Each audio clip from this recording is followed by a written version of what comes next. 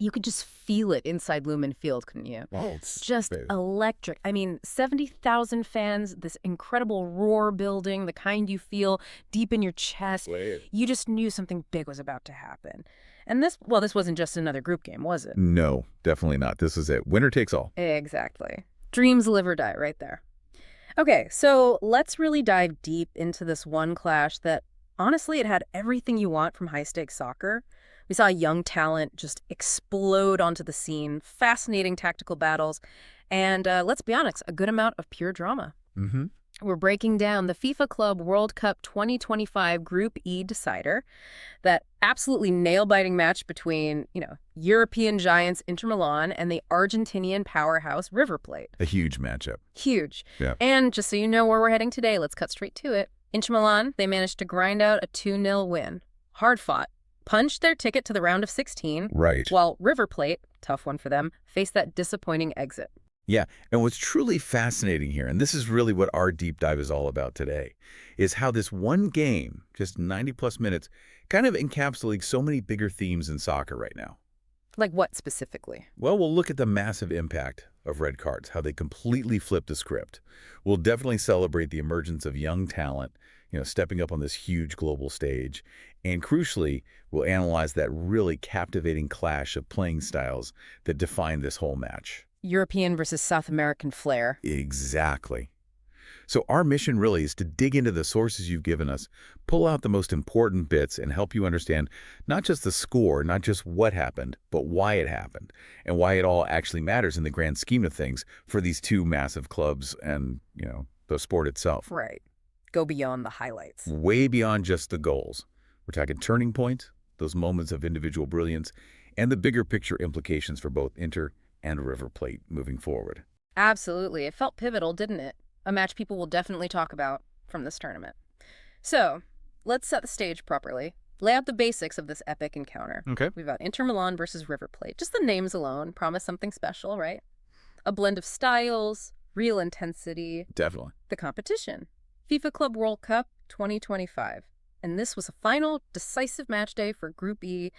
So the stakes, you can't really get much higher in a group stage. Progression to the knockouts, everything. Yeah, do or die. Totally. The date was June 26, 2025. Kickoff, 9:00 a.m. Beijing time. That's UTC +8. And the venue, Wow. Lumen Field, Seattle, USA. A proper cauldron. Big stage. Huge. We're talking a massive stadium, 70,000 capacity. Just try to picture that scale. Packed to the rafters, every seat filled, the noise just immense, almost suffocating pressure. That was the backdrop for this decisive match. A true coliseum for what really felt like a life and death battle for that last qualification spot from Group E only one team was going through. And if we zoom out a bit, connect this to the bigger picture, you're right, this match wasn't just about getting 3 points. Fundamentally, it was all about getting out of the group, securing that place in the knockout rounds. Yeah. And heading into this final game, the group standings, they painted a really clear picture, but also an incredibly tense one. Just showed how fine the margins were. How tight was it? Well, Inter Milan, after winning this one, they cemented first place in Group E, finished strong with 7 points. So they go through top of the group, feeling good. Okay. Monterrey, another strong team we've seen in the sources, they also managed to qualify. Finished second with 5 points, which, again, just highlights how competitive this group actually was. Right, only 2 points separating them. Exactly. And then there's River Plate. Unfortunately for them, on the losing end here, they finished with 4 points. Right. Despite, putting in a real effort, it just wasn't enough. A painful elimination. Ouch. So close. So close. And the sources also mentioned Iroha Red Diamonds were eliminated too. Their points aren't specified, but it just shows how tough these groups are. No room for error. Yeah. And, for South American soccer fans, this particular exit for River Plate, it carried a bit of extra weight, extra disappointment. Why is that? Because it was the second day in a row an Argentinian team got knocked out of the Club World Cup. Boca Juniors went out the day before. Oh, wow. Double blow. Yeah, so it added this kind of layer of national disappointment on top of River's own heartbreak. Made leaving Seattle feel even worse for them. So, host, when you look at how incredibly close those standings were, especially for River going into that last game, what immediately jumps out at you about that kind of pressure cooker situation? What jumps out? Just how brutal top-level soccer can be, honestly. Those razor-thin margins. Every single pass, every tackle, every decision a player makes, or even the ref makes, It all adds up, doesn't it? It's the smallest difference between, absolute joy and total heartbreak. And this match really laid that bare. The first half, for instance, ended 0-0, a tense stalemate on the scoreboard. But, and this is important, don't let that scoreline make you think nothing happened. No, far from it. Far from it. Actually, what's kind of surprising from the sources is that it was River Plate, the Argentinian side, who really seemed to dictate things early on, created, quote, more threatening opportunities in those first 30 minutes. Yeah, that came out strong. They really did, which sets up this great narrative of shifting momentum, doesn't it? The game had real peaks and valleys for both teams, a proper struggle.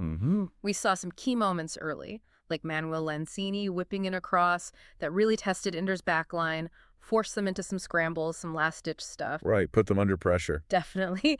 And Facundo Calidio, remember that name? He let fly with a shot that forced Inter's keeper, the veteran Jan Sommer, into making some absolutely vital saves.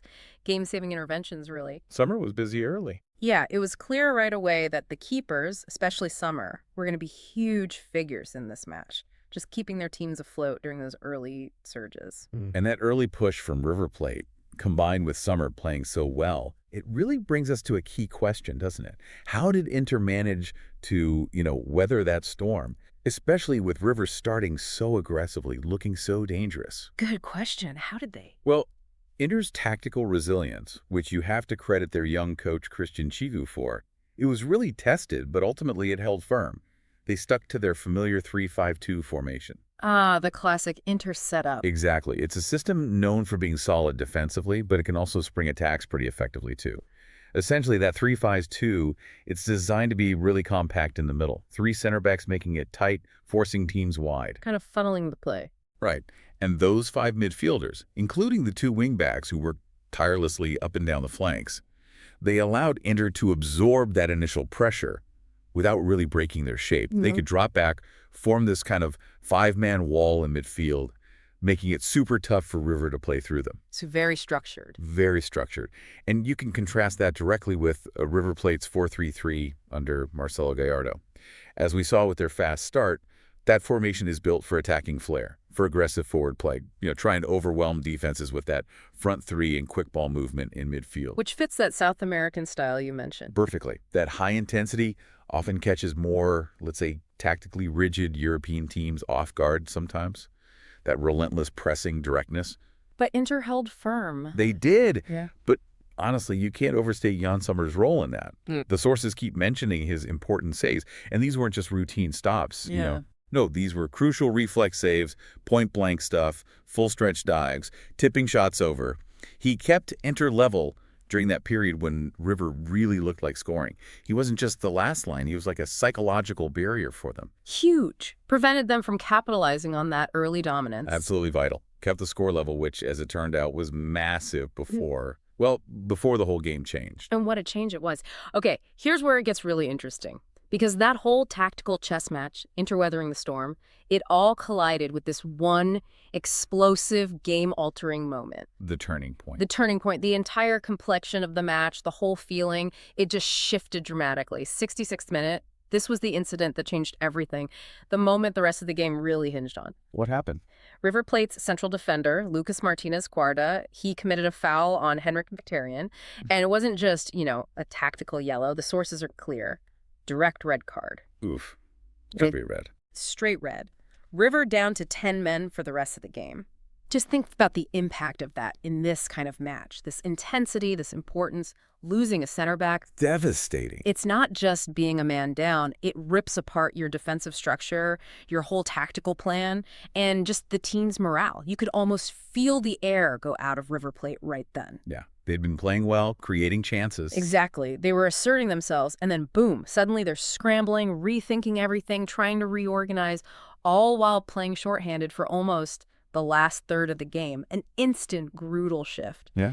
And against a team like Inter, who are so disciplined, that's incredibly hard to come back from. And what's really fascinating here is just how quickly, how ruthlessly Inter capitalized on having that extra man. Huh. It wasn't gradual. It was almost immediate. They seized control. Oh, quite. Just 6 minutes. Yeah. 6 minutes after that red card, in the 72nd minute, bang, Inter broke the deadlock. Yeah. Crucial first goal. Got it. And it was a really special moment. Scored by the 19-year-old. Francesco Esposito, rising star. Teenager. Wow. Yeah. He got a great pass from Petar Sucic, but what the sources really highlight isn't just the finish, it's the composure, the technique he showed leading up to it. He skillfully evaded defenders. You can picture it, right? A little feint, a quick cut inside, leaves a couple of River defenders flat-footed. Calm under pressure. Unbelievably calm for his age. Yeah. Creates the space, and then delivers this perfect low shot. Drilled it, hugged the grass, curled right into the bottom corner. Goalkeeper Franco Armani, who'd been solid, had absolutely no chance. Huge goal. Massive. And the significance. It was Esposito's first senior team goal for Inter Milan. What a stage to get it on. An unforgettable moment for him and just a massive statement about his potential. And proof that Inter's youth system is working. Exactly. It wasn't luck. It was talent meeting opportunity at the most critical time, a payoff for that long-term investment. Okay, so Esposito breaks the deadlock. That must have deflated River Plate even more. Oh, absolutely. But Inter weren't done. They really hammered home their advantage, showed that clinical edge. Another goal? Yep, the sealer. The one that truly put the game to bed, extinguished any last bit of hope for River, came deep in stoppage time, 93rd minute, just drove the final nail in. Who scored this one? And this time, it wasn't a forward. It was their defender, Alessandro Bastoni. Bastoni, from the back. Yeah. He went on this, quote, rare forward run, just surged upfield with real intent. And from way outside the box, he just unleashed this spectacular, long-range, left-footed shot. Wow. Seriously spectacular. Powerful, curling, flew right into the top corner. Just sublime technique. It wasn't just a goal. It was a moment of pure individual brilliance that absolutely sealed the victory. Showcasing his quality. Totally. Showed he's more than just a solid defender. He's got that attacking threat, too. A proper, modern center back making a huge impact at the other end. And that just raises this almost painful question for River Plate, doesn't it? What happens when you're already down to 10 men, you've just conceded, the game's slipping away, and then you lose another player? Don't tell me. That's exactly what happened, compounded their misery. In the absolute final moments, Gonzalo Montiel, their defender, picked up a second yellow card. So, another red, down to 9 men. Down to 9. And this second sending off, coming so late, it just underlined that critical theme for River in this match. Their discipline issues. It wasn't just the one red card, then? No, it felt like a pattern. Frustration boiling over, maybe poor judgment under that immense pressure, just an inability to keep their cool when it mattered most. This extra disadvantage, it just highlighted their desperation as the game was completely gone. Those disciplinary lapses, especially the 2 reds, were undeniably a huge factor in why they lost. Showed a kind of fragility, maybe a lack of emotional control that Inter, with their coolness, just expertly exploited. A really chaotic, painful end to their tournament. Okay, so let's tie this back to the tactics. What does all this drama tell us about how these teams were set up and how their game plans played out? Because tactics were clearly a huge part of this story. Inter Milan, under Chiver, they stuck with their tried and tested 3-5-2 formation. We talked about its solidity, but also how it lets them control that crucial midfield battleground. Right. Looking at their lineup, Jan Sommer in goal, we already know how vital his early saves were. The back 3, that solid base, Alessandro Bastoni, Francesco Acerbi, and Matteo Darmian. And Bastoni, well, we just saw his massive offensive contribution, too. More than just a defender. Exactly. Then that 5-man midfield, the real engine room. Federico DiMarco and Denzel Dumfries as the wingbacks' absolute workhorses up and down those flanks constantly, providing width and cover. Tireless runners. Totally. And in the middle, controlling the tempo, winning the ball, Henry Mkhitaryan, Kristjan Asllani, and Nicolo Barella. And up top, that fascinating blend, the young gun Francesco Esposito alongside the proven finisher, Lautaro Martinez. Youth and experience. A potent mix. Yeah, the whole setup just allowed Inter to stay compact, tough to break down, but also gave them options to attack quickly, especially out wide, stretching River's defense. And connecting that to the bigger picture, River Plate's approach, Gallardo's classic 4-3-3, it was designed for a very different game, wasn't it? All about attack, pressing high, playing with flair. Right, the contrast. Exactly. Their setup aimed to overwhelm with that front 3. Franco Armani was in goal for them, had a tough day at the office ultimately. Their back 4, Marcos Acuna, Paulo Diaz, Lucas Martinez Quarta, and Gonzalo Montiel. And, as we know, it's critical that 2 of those key starting defenders, Martinez Quarta and Montiel, ended up getting sent off. Just shattered their structure. Completely. At the worst possible moments. Their midfield trio, Rodrigo Alejandro, Matthias Krenevitter and Manuel Lanzini, remember, created some good chances early on. And that attacking trident, Facundo Calidio, who looked dangerous initially, Maximiliano Meza, and Miguel Borja, all about pressing and making runs. So how did that tactical battle play out, especially after the red card? Well, once they had the man advantage, Inter showed incredible maturity. They controlled the tempo much better. Patient possession, moving the ball, making River chase shadows, opening up those gaps. It really showed their tactical discipline, their ability to adapt and just exploit the space River left. Well, River, look, they definitely showed technical skill and passion. You expect that from top South American sides, that flair, that intensity. But ultimately, their discipline issues, their lack of composure, that was their downfall. It really affected the result. So discipline beat passion. In this case, yeah. It highlights that stark contrast in styles. Inter's pragmatic, disciplined, adaptable approach won out over River's more passionate, maybe more individualistic, but ultimately less controlled, self-destructive aggression. Okay, expert. That tactical breakdown really paints the picture. But moving beyond the formations, let's talk individuals again. Because certain players just grabbed this game by the scruff of the neck. For sure. And you have to start with Francesco Esposito. The 19-year-old, wow. He was, hands down, the biggest highlight for Inter, maybe even the whole tournament so far. Stepped up massively. He really did. It wasn't just the goal that was huge. It was how he scored it, what it meant. His first goal for Inter's first team. Imagine that feeling on this stage. Incredible moment, Frank. Incredible. But the sources really emphasize his excellent technique and that almost unbelievable calmness under pressure beforehand. That little move to beat the defenders, then the finish. Just pure class. Looked like a seasoned pro. Exactly. He looks so composed. It just screams potential, doesn't it? A huge future. And for Inter, it's this massive validation of their youth system, proof they can bring through world-class talent. Yeah, that's incredibly impactful, host. More than just one goal. It boosts the whole club, validates their philosophy. And speaking of impact, Bastoni's contribution. That really shows you how the defender role is changing in modern soccer, doesn't it? Well, Alessandro Bastoni, he wasn't just solid at the back, doing his defensive duties, anchoring things like you'd expect. That was crucial, yes. But then he goes on that rare forward run and scores that exquisite long-range shot. That shows his amazing all-around ability. Not just a stopper. Not at all. And it wasn't a fluke. That shot was pure quality, power, accuracy. Incredible. And that goal didn't just add gloss. It completely sealed the victory. Put it beyond any doubt. Made him a key player in the final result. It's a perfect example of a modern defender influencing the game at both ends. Absolutely brilliant strike. And while Esposito and Bastoni got the goals and the headlines, we definitely shouldn't forget the other key guys, right? The ones who maybe didn't score but were just as important. Not only that. Like Jan Sommer, we keep coming back to him, but his important saves early on, you just can't overstate it. When River were flying, creating chances, he kept Inter in the match. Simple as that. Absolutely fundamental. Without those saves, the whole story could have been different. He gave them the platform to go on and win. And even on Riverside, Franco Armani in goal. Okay, he conceded too, but the sources say he performed well. Yeah, indicates the quality of Inter's finishing. Exactly. Those weren't easy saves. These individual moments, a huge save, a game-changing goal, a brilliant run, they're more than stats, aren't they? They're those aha moments that show how one player can just shift the whole dynamic or announce themselves on the world stage. So, expert, what do you think about seeing players like Esposito emerge like that? How big is that for a club's future? Oh, it's incredibly impactful, hosts, on so many levels. Seeing a young talent like Esposito break through in a massive televised game like this, it's not just an immediate boost for the team, morale, attacking options.